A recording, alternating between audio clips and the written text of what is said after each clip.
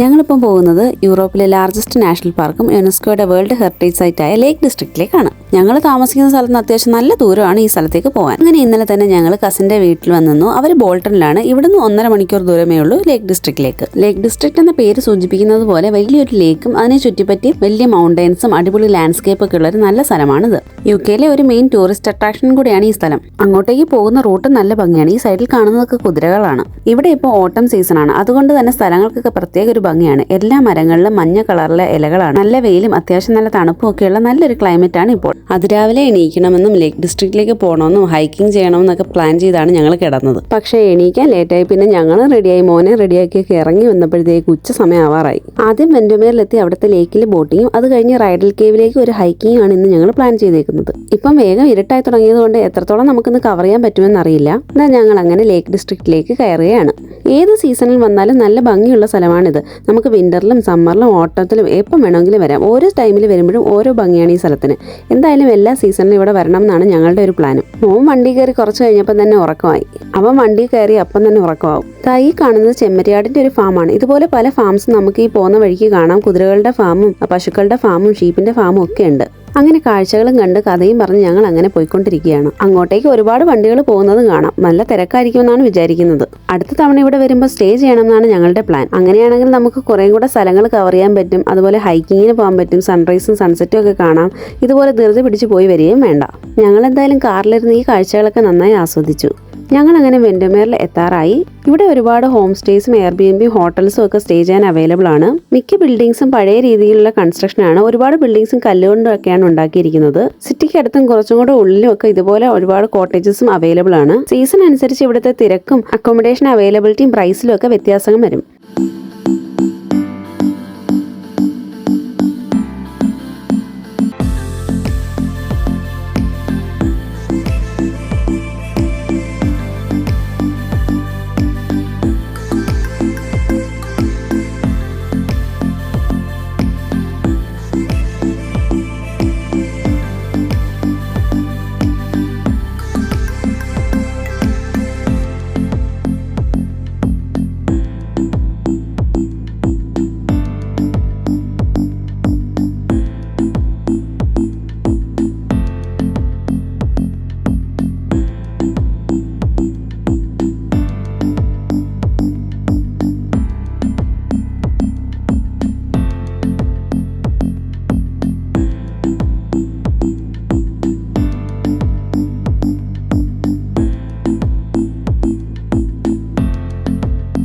അവിടെ എത്താറായപ്പോഴത്തേക്ക് മോൻ ഉറന്ന് ഉഷാറായിട്ടുണ്ട്. നല്ലൊരു ഉറക്കം കഴിഞ്ഞിട്ട് അവന് നല്ല ആക്റ്റീവാണ് ഇപ്പോൾ. ഞങ്ങളെപ്പോലെ തന്നെ അവന് ട്രിപ്പ് പോകാൻ ഭയങ്കര ഇഷ്ടമാണ്. എവിടെയെങ്കിലും കൊണ്ടുപോകണമെങ്കിൽ അവൻ ഭയങ്കര ഹാപ്പിയാണ്.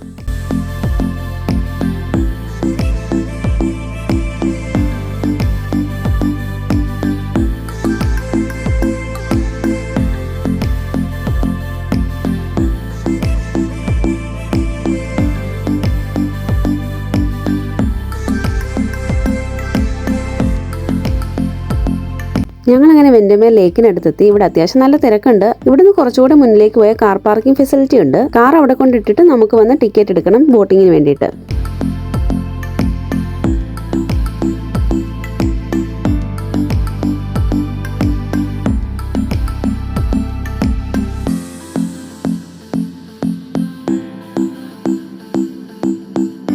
കാർ പാർക്ക് ചെയ്തിട്ട് ഇപ്പം ഫുഡ് കഴിക്കാനുള്ള തിരക്കിലാണ്. വീട്ടിൽ നിന്ന് തന്നെ ഫുഡ് പാക്ക് ചെയ്താണ് ഞങ്ങൾ വന്നത്. അപ്പോൾ അവിടെ വന്ന് കഴിച്ചിട്ടാണ് ഇനി അങ്ങോട്ട് പോകുന്നത്. ബീഫ് ബിരിയാണിയാണ് ഞങ്ങൾ കൊണ്ടുവന്നത്. മോന് ദോശയും. അവന് ദോശയാണ് ഫേവറേറ്റ് ഫുഡ്. 3 നേരം ദോശ കൊടുത്താൽ അവൻ ഹാപ്പിയാണ്. ഇത് ഞങ്ങൾക്കൊരു ഫസ്റ്റ് ടൈം എക്സ്പീരിയൻസ് ആയിരുന്നു. വീട്ടിൽ നിന്ന് തന്നെ ഫുഡ് ഉണ്ടാക്കിക്കൊണ്ടുവന്ന് ഇവിടെ വന്ന് കഴിക്കുന്നത്. ഇത് ഞങ്ങളുടെ കൂടെ വന്ന കസിൻസിൻ്റെ ഐഡിയ ആണ്. പക്ഷേ അതെന്തായാലും നല്ലൊരു എക്സ്പീരിയൻസ് തന്നെയായിരുന്നു. ഫുഡൊക്കെ കഴിച്ച് ഞങ്ങളിപ്പോൾ ലേക്കിനടുത്തേക്ക് പോവുകയാണ്. നല്ല വെയിലുണ്ടായിരുന്നെങ്കിലും കാറ്റടിക്കുന്നതുകൊണ്ട് അത്യാവശ്യം നല്ല തണുപ്പുണ്ട്. അതുകൊണ്ട് ഞങ്ങൾ എല്ലാവരും ജാക്കറ്റിൽ തന്നെയാണ്. ഞങ്ങൾ ഇങ്ങോട്ട് വരുന്ന വഴിക്ക് ചെറിയൊരു മഴയുണ്ടായിരുന്നു. പക്ഷേ ഞങ്ങളിവിടെ എത്തിയപ്പോഴത്തേക്ക് മഴയൊക്കെ മാറി നല്ല വെയിലെ നല്ല കാലാവസ്ഥയായി. ആ കാണുന്ന മലയുടെ മുകളിൽ വരെ ഹോം സ്റ്റേസോ ഹോട്ടൽസോ എന്തൊക്കെയോ അവൈലബിൾ ആണ്. ഇവിടെയുള്ള വീടുകളും കോട്ടേജസും ഒക്കെ കാണാൻ നല്ല ഭംഗിയാണ്. ഇത് ഇവിടെയുള്ള ഒരു പള്ളിയാണ്. മിക്ക പള്ളികളും ഇവിടെ ടൂറിസ്റ്റ് സ്പോട്ടുകളാണ്. പ്രാർത്ഥനയോ കാര്യങ്ങളോ ഉള്ളതായിട്ട് അറിയില്ല. ഈ പള്ളിയോട് ചേർന്ന് തന്നെ സെമിത്തേരി ഉണ്ട്. സെമിത്തേരിക്കൊക്കെ എന്താ ഭംഗിയെന്ന് നോക്കിയേ.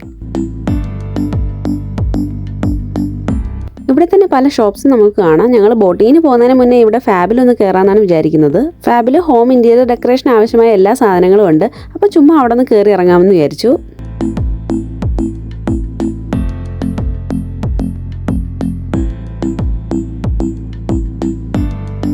കയറി ചെല്ലുമ്പോൾ തന്നെ ഹോം ഡെക്കറേഷനെ പറ്റി ഇതുപോലുള്ള കുറേ ഭംഗിയുള്ള സാധനങ്ങൾ ഇരിക്കുന്നത് കാണാം. ക്രിസ്മസ് ഒക്കെ ആവാറായതുകൊണ്ട് ഇതുപോലത്തെ ഐറ്റംസും അവൈലബിൾ ആണ്. പക്ഷേ എല്ലാത്തിനും അത്യാവശ്യം നല്ല റേറ്റും ആണ് കേട്ടോ. പിന്നെ അങ്ങോട്ട് പോയി നോക്കിയപ്പോൾ കണ്ടത് ഇതേപോലുള്ള കുരങ്ങന്മാരെയാണ്. കുരങ്ങന്മാർ പല ഷേപ്പിൽ, പല എക്സ്പ്രഷനിൽ, പല ആറ്റിറ്റ്യൂഡിൽ ഇങ്ങനെ ഇരിക്കുന്നത് കാണാം. ഇതിനു വേണ്ടി കുരങ്ങന്മാരെ എവിടുത്തേർ വാങ്ങുമെന്നുള്ളതാണ് എൻ്റെ സംശയം. പക്ഷേ എന്തോ കാണാൻ നല്ല ക്യൂട്ടായിട്ടുണ്ട് എല്ലാവരും. അത്യാവശ്യം നല്ല വെയിറ്റുള്ള സാധനങ്ങളായിരുന്നു ഇതെല്ലാം. അങ്ങനെ കുരങ്ങന്മാരെ കണ്ടുകൊണ്ടിരുന്നപ്പോഴാണ് ഇവിടെ വേറൊരാളിരുന്ന് ചായ കുടിക്കുന്നത് കണ്ടത്. ഇത് കാട്ടുപോത്താണെന്ന് തോന്നുന്നു. പിന്നെ ബുദ്ധൻ്റെ ഇതേപോലത്തെ നല്ല പ്രതിമകളും ഇരിപ്പുണ്ട്.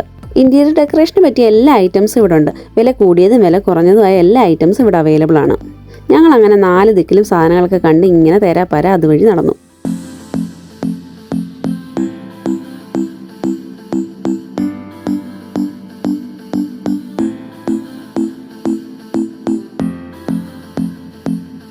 ഇവിടെ നിന്ന് സമയം കളയേണ്ട, നമുക്ക് പോകാമെന്ന് പറയും. എന്നിട്ട് ഏതെങ്കിലും സാധനം കാണുമ്പോൾ എല്ലാവരും പല ദിക്കിലേക്ക് പോകും. അത്രയ്ക്ക് സാധനങ്ങൾ ഉണ്ടായിരുന്നു അവിടെ. നമുക്ക് അതിനകത്ത് കയറിയ സമയം പോകുമെന്ന് അറിയില്ല. എനിക്ക് പിന്നെ ഇഷ്ടപ്പെട്ടതാണ്ട് ഈ ക്യൂട്ട് സാധനങ്ങളാണ്. അവിടെ നിന്ന് എങ്ങനെയൊക്കെ ഇറങ്ങി ഞങ്ങൾ അടുത്ത ഷോപ്പിൽ കയറി. ഇവിടെ ഞങ്ങൾ വന്നത് ഫ്രിഡ്ജ് മാഗ്നറ്റ് വാങ്ങാനാണ്. ഇപ്പോൾ എവിടെ പോയാലും ഞങ്ങൾ ഫ്രിഡ്ജ് മാഗ്നറ്റ് കളക്ട് ചെയ്യുന്നൊരു ശീലം തുടങ്ങിയിട്ടുണ്ട്. അങ്ങനെ ഇവിടെ നിന്നൊരു ഫ്രിഡ്ജ് മാഗ്നറ്റ് വാങ്ങി നമുക്ക് ബോട്ടിങ്ങിന് പോകാൻ തീരുമാനിച്ചു. ഇതാണ് ഞങ്ങൾ വാങ്ങിച്ച ഫ്രിഡ്ജ് മാഗ്നറ്റ്. അങ്ങനെ ഞങ്ങൾ ഫൈനലി ബോട്ടിങ്ങിന് വേണ്ടി ടിക്കറ്റ് എടുക്കുകയാണ്. ഇവിടെ നമുക്ക് ബോട്ട്സ് ഹയർ ചെയ്ത് സ്വന്തമായിട്ട് ഓടിച്ചു പോകാൻ പറ്റും. 1 മണിക്കൂറത്തേക്കോ 2 മണിക്കൂറത്തേക്കാണ് ബുക്ക് ചെയ്യാൻ പറ്റുന്നത്. 1 മണിക്കൂറത്തേക്ക് 2 പേർക്ക് 42 പൗണ്ടാണ്. പിന്നെ അഡീഷണൽ വരുന്ന ഓരോ ആൾക്കാർക്കും 6 പൗണ്ട് വെച്ചും കൊടുക്കണം. ഒരു ബോട്ടിൽ 6 പേരിൽ കൂടുതൽ പേർക്ക് ഇരിക്കാനും പറ്റില്ല. ഈ ബോട്ടിൽ നമുക്ക് കുട്ടികളെ കൊണ്ടുപോകാം. നമുക്ക് പെറ്റ്സ് ഉണ്ടെങ്കിൽ അതിനെയും കൊണ്ടുപോകാം. ബോട്ടിൽ കയറുന്നതിന് മുന്നേ ഇവർ നമുക്ക് സേഫ്റ്റി ഇൻസ്ട്രക്ഷൻസ് തരും. അതുപോലെ തന്നെ ലൈഫ് ജാക്കറ്റ് തരും. എങ്ങനെയാണ് ഓടിക്കേണ്ടത്, എത്ര ദൂരം പോകാൻ പറ്റും, അതിൻ്റെ ഡീറ്റെയിൽസ് ഒക്കെ അവർ നമുക്ക് പറഞ്ഞു തരും. ഞങ്ങൾ വന്ന സമയത്ത് എന്തായാലും ഒരുപാട് തിരക്കുമില്ല. ബോട്ടുകളൊക്കെ ഇങ്ങനെ റെഡിയായി കിടപ്പുണ്ട്. ഇതിലൊന്നാണ് നമ്മൾ പോകുന്നത്. ബോട്ടിലൊക്കെ കയറുന്നതിന് മുന്നേ ഫോട്ടോ എടുക്കാനുള്ള തത്രപ്പാടിലാണ് ഇപ്പോൾ. അവനെ ഒന്ന് ചിരിപ്പിച്ച് കിട്ടാൻ വേണ്ടി എന്തൊക്കെ കോപ്രായം കാണിക്കണമെന്നോ. ഫോട്ടോസ് എടുത്തിട്ട് ഇനി നമുക്ക് നേരെ ബോട്ടിനടുത്തേക്ക് പോകണം.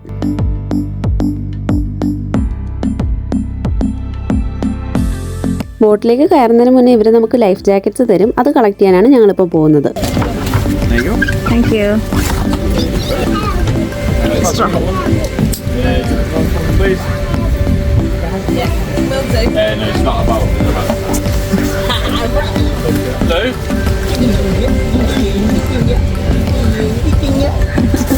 ഓൻ്റെ സ്ട്രോളർ നമുക്കിവിടെ സേഫായിട്ട് വെക്കാം.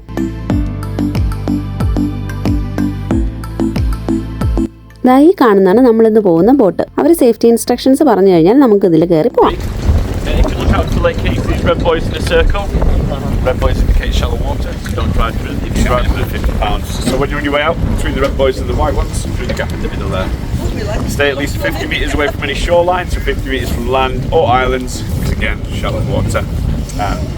Give way to like cruisers, there's big boats over there, they have right away. Okay, so just to recap, don't go in red, 50 metres from shoreline. ഞങ്ങൾ അങ്ങനെ ബോട്ടിൽ കയറിയാണ്. ആദ്യമായിട്ടാണ് ബോട്ട് സ്വന്തമായിട്ട് ഓടിച്ചു പോകുന്നത്. അതിൻ്റെ എക്സൈറ്റ്മെൻറ്റും ഉണ്ടായിരുന്നു ഞങ്ങൾക്ക്. കുഞ്ഞു കുട്ടികൾക്കടക്കം അവരുടെ സൈസിന് പറ്റിയ ലൈഫ് ജാക്കറ്റ്സ് നമുക്കിവിടെ അവൈലബിൾ ആണ്. ഞങ്ങളങ്ങനെ റൈഡ് തുടങ്ങാൻ റെഡിയായി. എന്താ ഇവിടെ ഇപ്പോൾ സംഭവിക്കുന്നുള്ളൊരു എക്സ്പ്രഷനായിരുന്നു മോന്.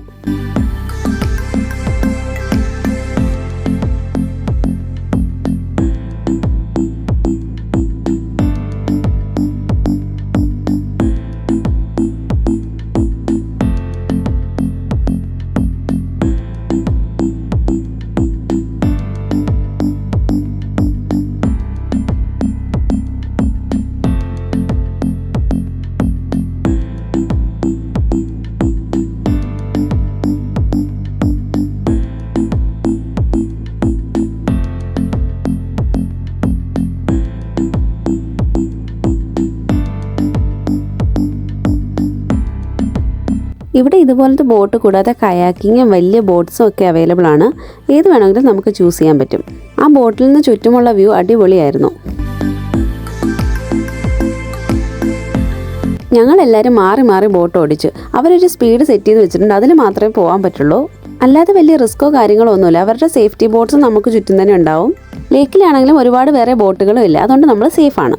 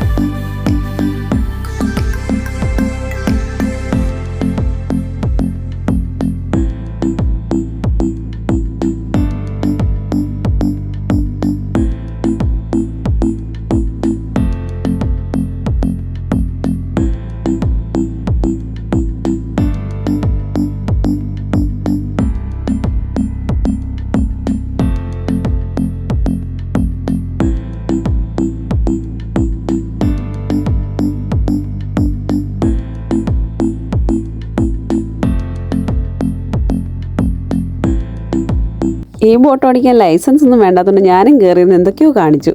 ഇതൊരു ഇലക്ട്രിക് ബോട്ടാണ്, അതുകൊണ്ട് ഒരുപാട് സൗണ്ട് ഒന്നുമില്ല. ഇതിൻ്റെ ഇൻഡിക്കേറ്ററിൽ എത്രമാത്രം ചാർജ് ബാക്കിയുണ്ടെന്നുള്ളതൊക്കെ കാണിക്കും.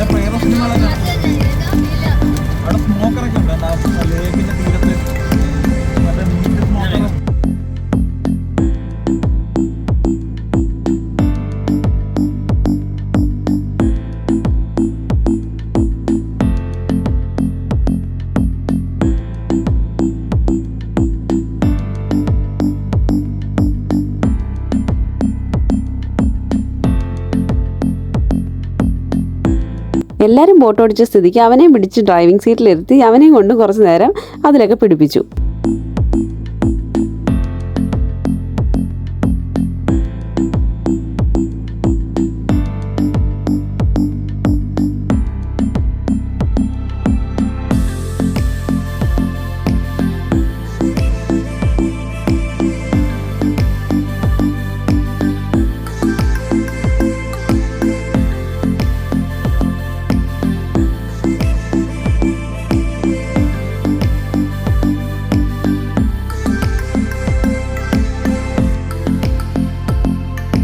കുറേ നേരം അങ്ങനെ ലേക്കിൽ ടൈം സ്പെൻഡ് ചെയ്തതിന് ശേഷം ഞങ്ങളിപ്പോൾ തിരിച്ചു പോയിക്കൊണ്ടിരിക്കുകയാണ്. നല്ല കാറ്റൊക്കെ അടിക്കുന്നുണ്ട്. മോന് അത്യാവശ്യം ഉറക്കം വന്ന് തുടങ്ങി. അവൻ ഫ്ലാറ്റ് ആയിട്ടുണ്ട്. അങ്ങനെ ഞങ്ങൾ തിരിച്ചു പോയി ബോട്ടും പാർക്ക് ചെയ്തു. തിരിച്ചു പോകുന്ന വഴിക്ക് ഞങ്ങൾ ഐസ്ക്രീമും വാങ്ങിച്ചു.